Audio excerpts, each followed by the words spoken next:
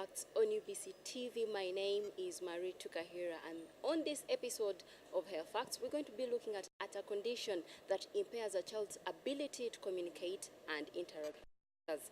And that condition is called autism spectrum disorder. Most people know it by autism. On the show with me to discuss more about autism is Florence Namaganda, who is a founder of Special Children's Trust organization that deals with children with such conditions.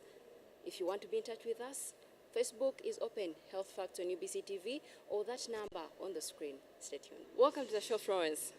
Thank you very much, Marie. Okay, so for starters, what is the difference between autism and autism spectrum disorder? Well, this condition has been known as autism for a very long time. Yes. But you know, every year there is research that happens and people upgrade facts.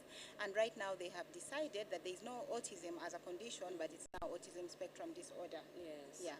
Which means that there's so many, so many people can fit onto this spectrum, from the ones that are highly functional to the ones that are the lowest level. Yeah, but still have the same condition. Okay, so what exactly is that? How does it come about? Well, autism is still baffling everyone, and it's like one of the biggest world epidemics for children in the world. It's increasing. It's each increasing and every in day. numbers. Yes. Over the years, we've seen it increase, and because America is the one that does more statistics, we base on American statistics majorly. And a couple of years ago, they used to say 1 in every 1,000. Then they went one in 800, and right now they're saying 1 in 80 children. 80 children in America has autism or is on the spectrum. And in Uganda, we're also seeing it more and more, because I can tell you, in our organization, we assess at least one child a day. A day? A day. There will be a new case coming up. Almost every single day there's a new child coming up. And there are so many people who haven't even come up for assessments. So yes, it's increasing worldwide. So who is considered to have autism? So as autism spectrum disorder, or what they call ASD, is like a neurological condition, meaning it affects the brain. And mostly the people, how they present is the body is totally fine. Most people will have their bodies intact, they can walk, they can stand, they can do all these other things, but they have problems with social interaction, they have repetitive behavior, they'll have problems with communication, they'll have difficulty in understanding what the other person wants. For example, they will not do eye contact, they will not know that this is a situation where I'm supposed to sit down, for example, and you know, they have total absence of social behavior, and they do not, they cannot copy easily. So, for example, children learn through copying. So if a child sees you combing your hair, then they'll start combing theirs, they'll try it. But children with autism have that problem, or people with autism have a problem looking at something and copying it and try to repeat it. Yes. Okay, so they tend to lag behind in every, because children learn fast. Yes. They get to interact, they go to dumb, they love, playing. So when they have autism, they cannot do that. Yes, because How about talking? Talking, again, that's about communication. So some of them may have, in communication we have two things. We have receptive language and expressive language. Okay. Now, expressive language is that which you're hearing me speak right now. Receptive is hearing what you're saying to me. Now, children with autism, because most of them have a problem with concentration and attention, they will not attend to me and hear what I'm saying and process it in order to respond. So they may be able to understand what you're saying, but not be able to process it to be able to speak out. So that's why most of them do not speak. Not because they're deaf, not because they're unable to speak, but because of the problem of processing language. Yeah. So most of them will have a problem with that. Others may just have a problem of they can speak, but they can only say a few words once in a while. Sometimes parents come to us and they say he was speaking and he lost all the words, or he only says what he wants. Yeah. Most of them are too aggressive. When they're watching TV, that's it. When you change that channel, there's a problem. Yeah, aggression comes because of lack of being understood. And I'm telling you, every human being, if they're not understood, they will become violent. For example, Marie, if you're there and you're trying to tell me something and I cannot tell you what and you cannot tell me what you want, and I don't understand you, yeah, you can become violent. So violence is not part of autism. Violence is a behavior learned. Yes. So children can learn to exist with their condition without being aggressive. especially if you teach them a way of communicating. For example, there are other things. If he can't speak, he can do gestures, he can do pointing, he can do things that can help them be understood. And once he understands that you know what he wants, then he will not be aggressive. So aggression is not one of them. It's a behavior that comes as a result of not being understood. Okay. So under what age do these kids develop autism? Autism, most of the kids are born with it. So autism can be seen even as early as 3 months. You can start sensing that there's something wrong with your child. Okay. For example, most children will, when they're breastfeeding, they will look up at the mama's eyes, and they will, when you make noises, they'll make the same noises, they'll smile. But children with autism, because they don't have that social behavior, as we said, they're not able to look up, they're not able to mimic sounds and whatever, so they're not doing that. And then most of them will have feeding problems, so they may not want the milk, then they'll choose only one thing like porridge. They will have eating disorders. It's a child, you can tell from the beginning. And then as they grow older, you notice that they don't want to play with anyone else, they're playing with only themselves, they're doing things alone. And another thing, the repetitive behavior that I talked about, they can learn to hold one thing. So if it's a toy that they like, that is all they like, and they walk around with it in their hands. If it is a stick, then they'll want to do the stick. They'll pace up and down. And then the other thing would be, some of them are hyperactive, so they're just jumping up and down, tearing down things. So that's when parents notice that there could be a problem. Yes, so autism is not, as far as the research goes, it is not developed. It's something that a child is born with, but it just keeps manifesting as a child grows older. You've just explained to me most of the symptoms of autism. So what exactly causes autism? Right now, that's the world dilemma. No one knows the cause of autism. People are blaming genetics. In America, they're saying genetically engineered foods are some of the things, nutrition, social status, all these things. But no one exactly knows the cause. And most people say environmental factors also. Yeah, they are saying environmental factors, Yes. but the actual cause of autism is unknown. Yeah, but there's chances that if there is someone in the family with the tendencies, because sometimes you don't have the real, you're not high up, you could be high up on the spectrum and you just have the tendencies. So if there are chances that someone in the family has the tendencies, it can come back in another child in a different form. So that has been proven, but yeah, there is no known cause. And really. does every child with autism present the same symptoms, or No, they vary? no, they vary. As we said, it's a spectrum. Like remember the rainbow spectrum. Yes. There are so many different colors. So also the children fit in at different There are levels. different behaviors. Yes. And some of the behaviors I said is learned. So there are children, people who are high up on the spectrum are the people that are high functional, very, very intelligent, geniuses, they learn things. We have children that you give a phone in one day and they can dismantle it and put it back together at age 3. So they learn very fast. Whatever they like, they will learn very fast and do it very quickly. They are doctors, engineers, people high up on the spectrum. Then there are those people also on the spectrum who are low functioning and have even other conditions like mental retardation and all that. So everyone will present differently according to where they are on the spectrum. Is it possible that if my parents gave birth to someone with autism, that also in my regime I also give birth to someone with autism? There are chances that if there is someone with autism in the family, there may be another with autism as well. Not necessarily exactly the same level, but a different level, but still with autistic tendencies or with autism spectrum disorder. But it's not a must that once you have someone with autism in your family, you will have children with autism. And also it's the same as if you have one child with autism, it doesn't mean you're going to have more with autism. But there have been cases where a family has more than one child with autism. And also sometimes it's tendencies learned. So there are other children who may not have autism in the family, but because of the way this other one is treated and because they are seeing this one is getting special favors and all those things, then they start behaving like they have autism. Yeah, so sometimes it's upbringing that you have one child with autism, but because of the way you're raising them, then the others tend to also behave that way. Yeah, but all the things are possible. There is a misconception of most people say that it is witchcraft.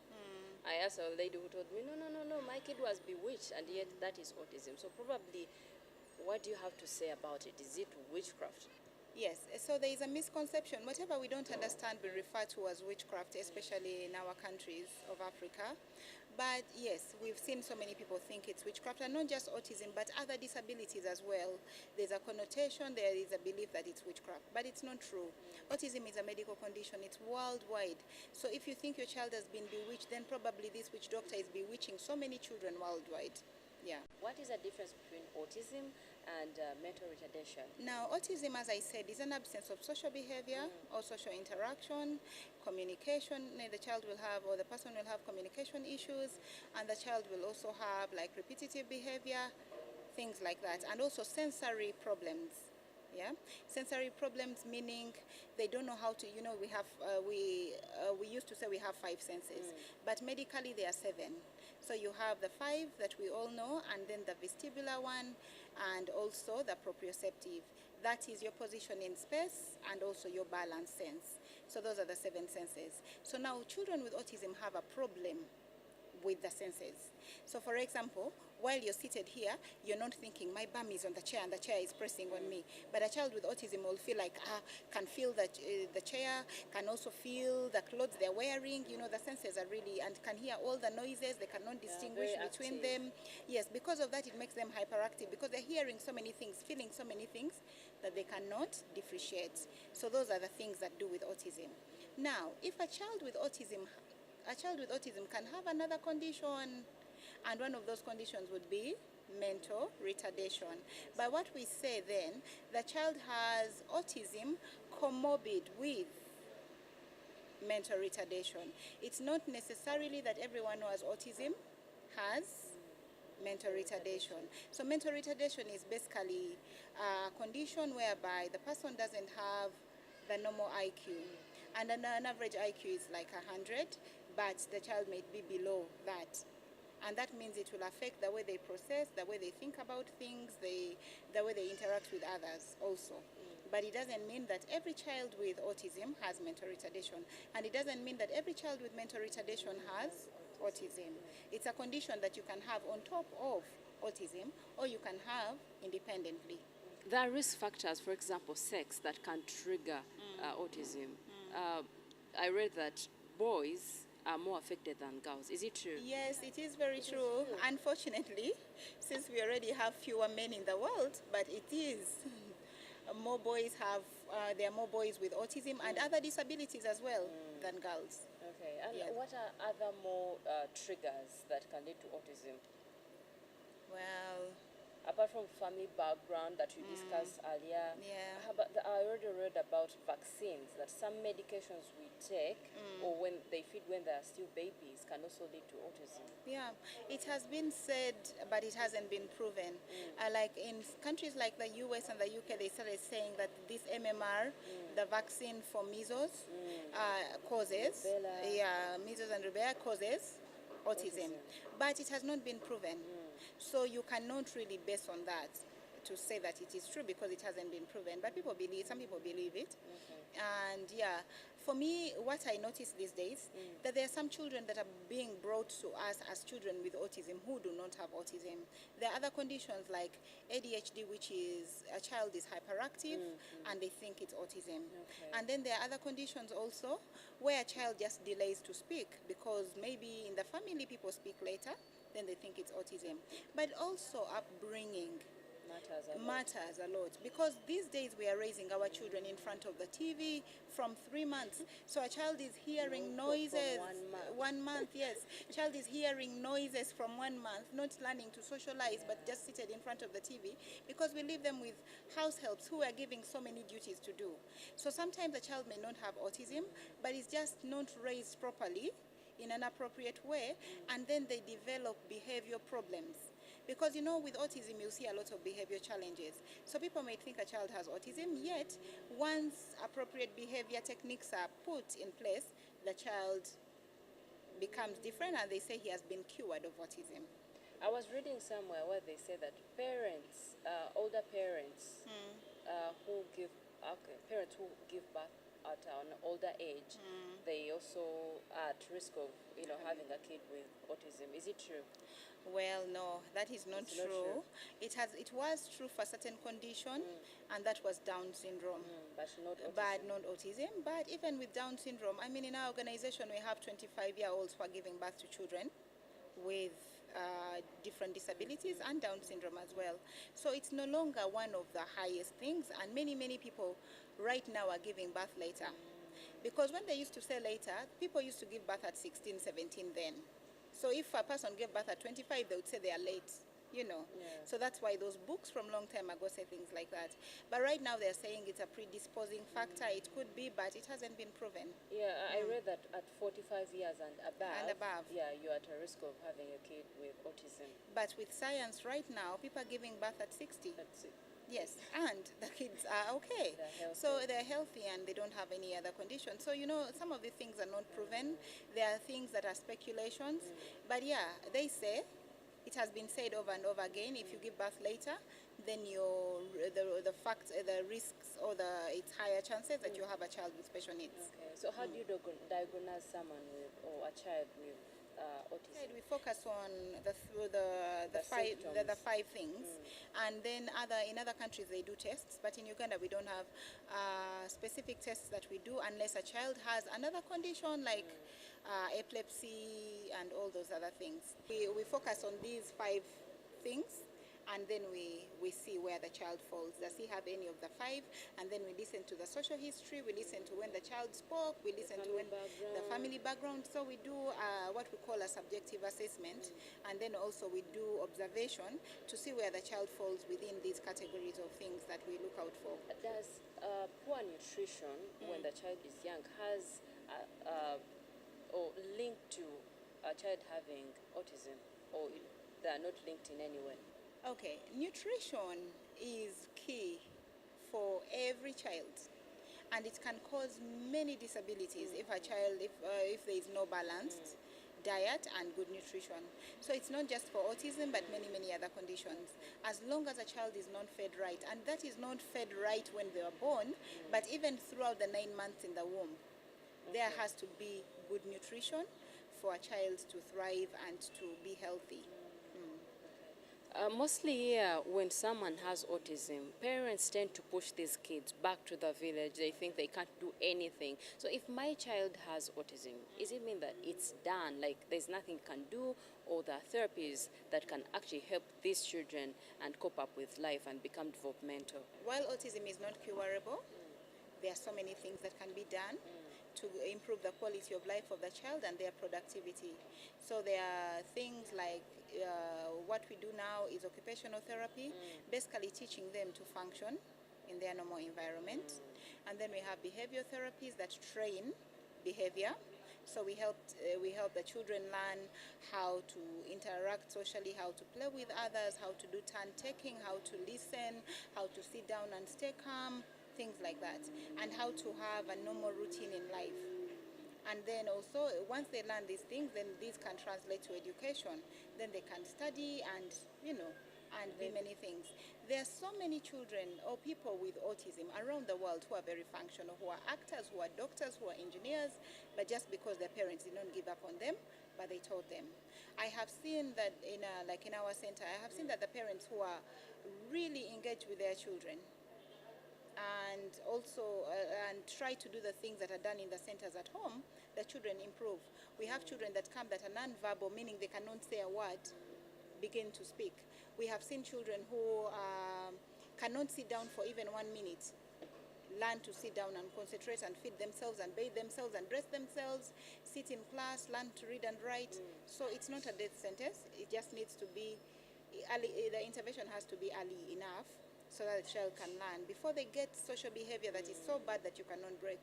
Is there like medical treatments that are given to these children, like tablets or injections? Yeah, most of the medicines that are given are really to help the kids to stay calm. But some, as medicine, most of the medicine has side effects as well. So we encourage that we do natural remedies or natural therapies and also nutrition things rather than giving tablets. But when a child is high up and sometimes they may need some medication, or if they have another condition like epilepsy, also comorbid with autism, then they will have to have some medication. But otherwise, we try to stay as natural as possible and use physical means. Yeah, as I said, occupational therapy, behavior therapy, play therapy. We do sensory integration, and then we also do speech and language therapy. So these are things that help without, again, adding more chemicals into the child's body. Okay. And can parents do these therapies at home, or they need a helper, like a psychiatric or a physiotherapist? Yeah, no, what we do is train the parents, and the parent needs to know because the child spends more time at home than in the therapy centers. Yes. So we encourage the parents to know so that they can go home and implement. Because without that, then it's only happening at home. And one thing I didn't say about autism before is that children with autism have a problem with carrying things from one place to another. So for example, if he's able to do toilet at the center, he may not be able to do toilet at home. So it needs that even at home, the training that is happening at school is also happening at home. That's when they start to understand that this is actually what should be done. You just talked about autism not being curable. So how can parents do to prevent?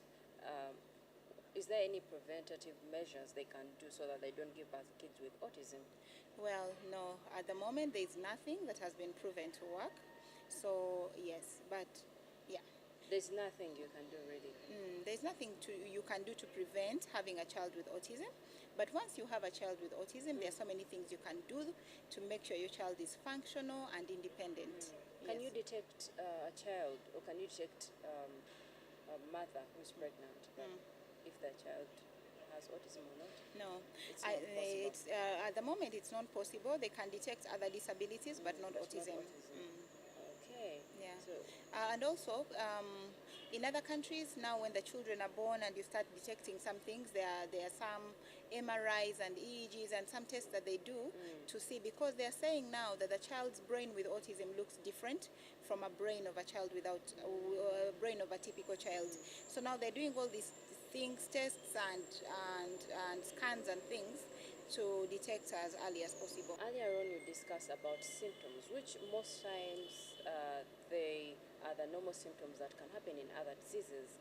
So how can one differentiate that my child has autism and or probably it's another condition? Yes, I think that can only be differentiated by a medical person, a Specialist, yes. specialist. And as I said, we focus on the 5 key areas and then see if a child has at least 3 of those, then they'll be put on the spectrum. If they don't have the 3 and they just have 1, then they will not be on the spectrum. That's why it's key that you do a proper test, because some people may come to your house and say your child has delayed to speak, that is autism, when it's not. So we make sure that at least a child has 3 of the 5 areas. You're a founder of Special Children's Trust Organization. So apart from taking care of kids with, autism and other disabilities, what else do you do? Yes, our core is children with disabilities. So it's not just autism, it's cerebral palsy, hydrocephalus, Down syndrome, all sorts of disabilities, physical and mental disabilities in children. We take care of those children, we provide therapies, we provide medical support, we provide education, both special education and inclusive education, and we provide parent support. So we train our parents and counsel them and help them deal with the situation of having a child with special needs in this country where there are not so many resources in a better way, and encourage them to keep their children. But we also have outreach programs. We go out to the villages. For example, right now we go to Nkokonjeru in Mukono, we go to Luwero, and we also go to Busi Island. And the other part of our work, like the one that I'm doing right now, is educating the masses or the people about these conditions. Our major aim is that people learn about disability so that the myth and the discrimination and the neglect of children with special needs can stop. So we are doing a lot of advocacy through awareness programs like this one. Okay. So the parents don't need to bring kids there. You always go to their homes and teach them, or they have to bring kids to your facility. They do bring the children to our facilities or where we are going to be stationed. For example, in Kampala, we have two centers, specifically one in Bukoto, on Bukoto Kisasi Road. It's called Dawn Children's Center, just before the bridge. And in Lunguja, we have a center called Mukisa Foundation. So the parents come to us. And then in the outreach programs, the parents still do come. We station ourselves. So for example, in Busi Island, we are stationed at a hospital, the major grade 3 hospital on Busi Island. And in Luwero, we are at a church. So the parents will bring the kids to us. And in Kokonjeru, we are at the Providence Home. So we station ourselves there and the parents come to us. But we also have a home visit program for our children who are much older, who can no longer come to the center. Yes. Great work indeed. So what advice do you give to parents who are watching you right now about autism? My advice is the earlier you accept the condition of your child, the better for the child. Once you accept that this is a condition that is not curable, that it's not witchcraft, and then seek help from professionals, because there are also those people who are masquerading as people who are curing these diseases, and they are not, and they're taking a lot of money giving medications and supplements that will not work. So once you accept and seek help, then the better for your child. Thank you very much, Florence, for your time and for your information. So if the parents or the viewers who are watching right now want to get in touch with you, where can they find you? Well, as I said, we have two centers. In Lunguja, which is Mukisa Foundation, it's right. If you're going to Lunguja, you just say you're going to the Vice President's home. We are right in front of the Vice President's house. And in Bukoto, we're on Bukoto Kisasi Road. The last house on your right before the bridge if you're coming from Bukoto, and the first house on your left after the bridge if you're coming from Kisasi. They are all by the roadside. They're easy to find. You can come to us and we'll do whatever possible to make sure that your child leads an independent life. Thank you very much, Florence. I'm looking forward to hosting again about a certain other condition. Thank you very much. I can't say more than what Florence Namaganda just spoke to you about autism, and that's all we had for this time. Until next time, have a very blessed day. As we enjoy the festive season, here are a few health tips from me and Health Facts team. Remember to add lots of fruits and vegetables to your meals. Stay active, exercise, get outdoors and walk. Avoid overconsumption of alcohol, take enough water and get enough rest. I wish you a happy festive season and a healthy 2017.